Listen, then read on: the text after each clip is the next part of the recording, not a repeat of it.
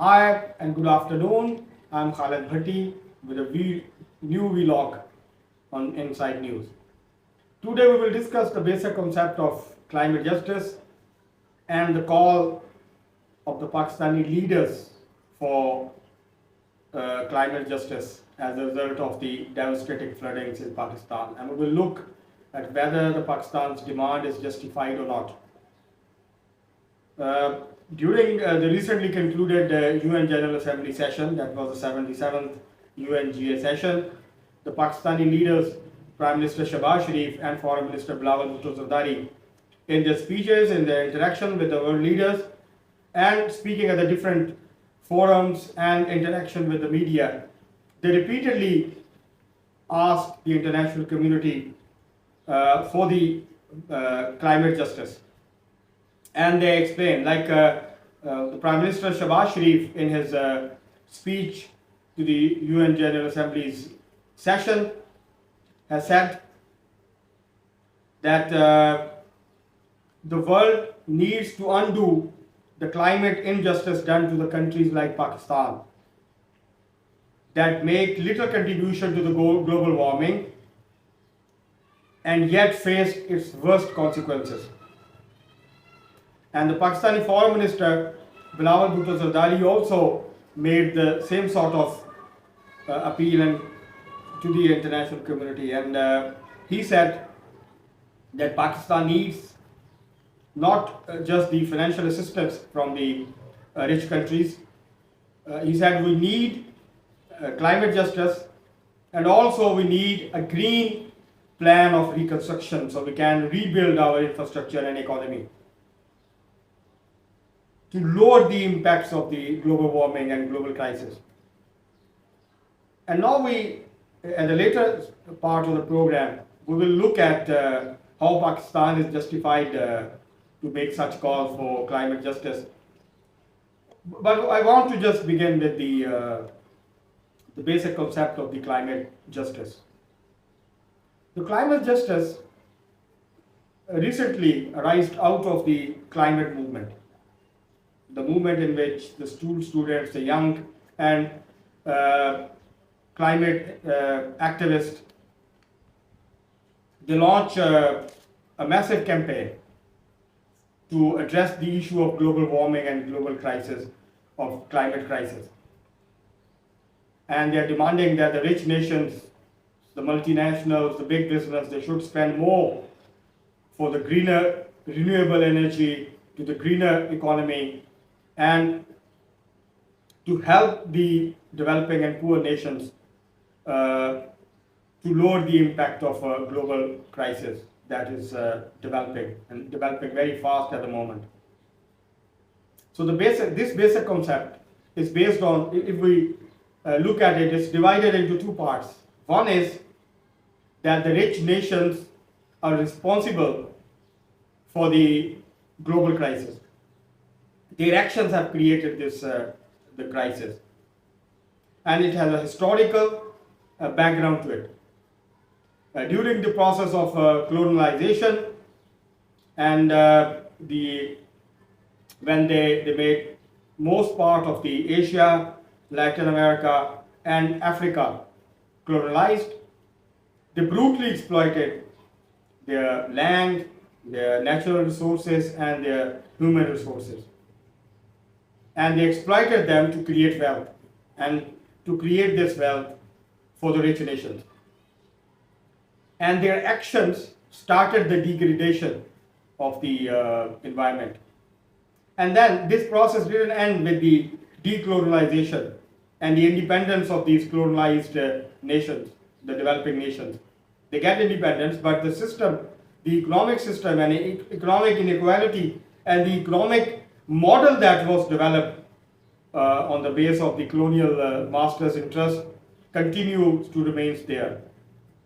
And through that model, the extractive model, the exact land, natural resources and human resources to create wealth and then to take it back to their to Holland, to Britain, to France, to Spain and the Portuguese and the other countries.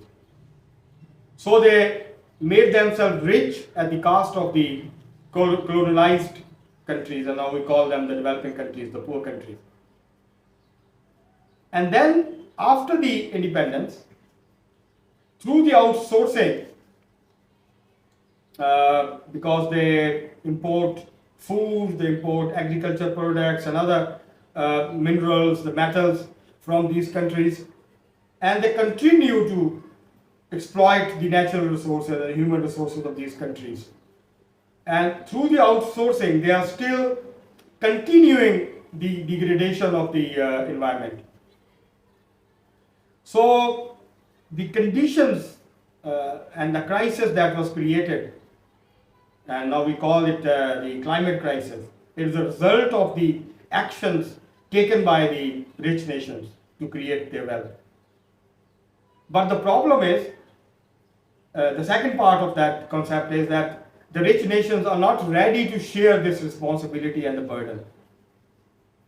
They are less prone to the climate crisis compared to the developing countries, developing nations, because they were brutally exploited, and they are not in a position at their own to address the issue of climate crisis, to develop a modern infrastructure without impacting the climate, without creating these conditions in which the impacts of global warming and climate crisis has intensified now in the recent past. So that is the basic concept, that the rich nations, the polluters of the world, are not ready to share the burden, to share the responsibility, and to help the poor nations to address this global crisis. The second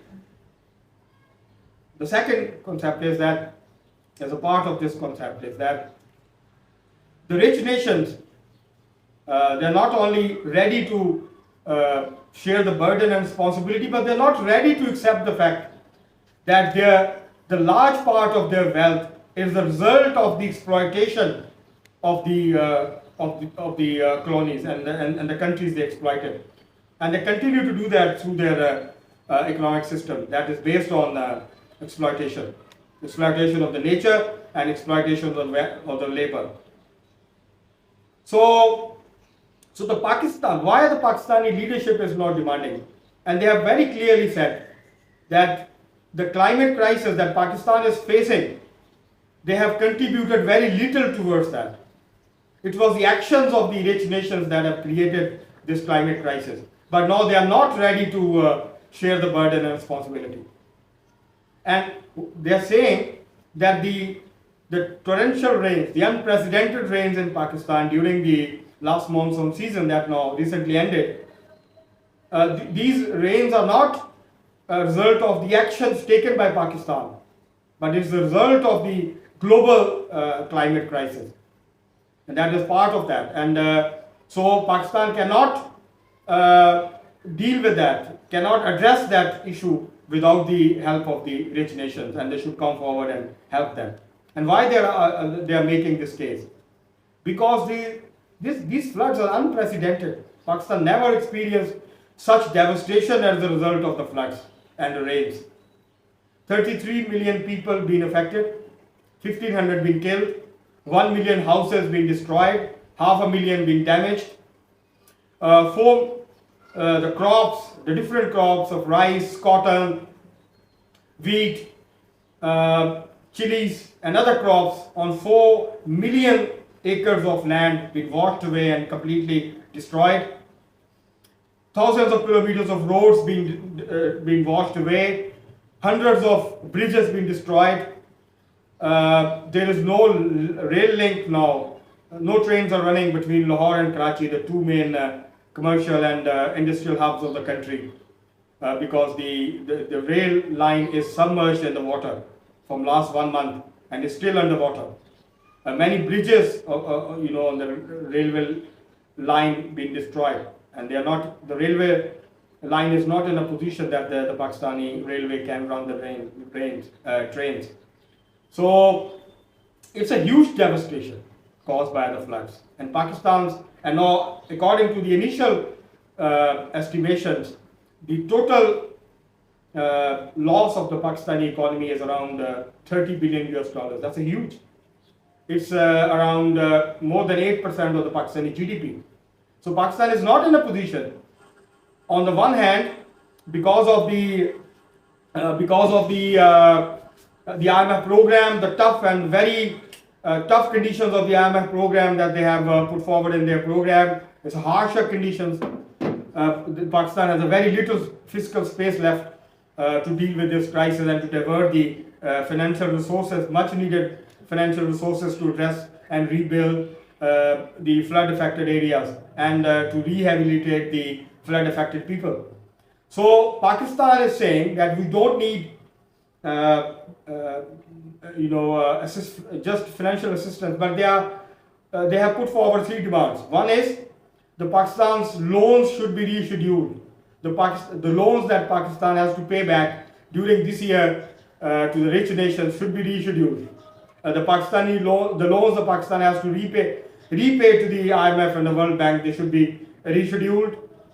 The other demand they are saying is putting forward is that their loans taken from the rich nations should be swapped, so they can spend this money that they need to pay back to the rich nations, so they can spend it to lower the impacts of the climate crisis in Pakistan, so they can spend it on a greener renewable energy to produce solar and wind energy, and to develop a more climate protected infrastructure in the country with the help of this money. And they're also saying that we need loans on softer conditions, on a lower interest rates, so they can spend the money, the resources that they needed on the reconstruction and the rehabilitation of the flood affected people. That's an unprecedented devastation. It's a catastrophe that Pakistan never experienced before,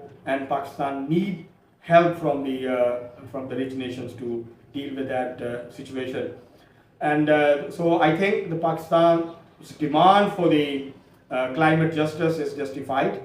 Pakistan deserves that, and the rich nations need to understand that it's true they created wealth. They are creating wealth as a result of the exploitation of the natural resources, of the nature and the human resource and the labor of the developing countries. But when they are suffering from the consequences of the climate crisis, the rich nations are not ready to help them. That's enough for today. Thanks very much for watching.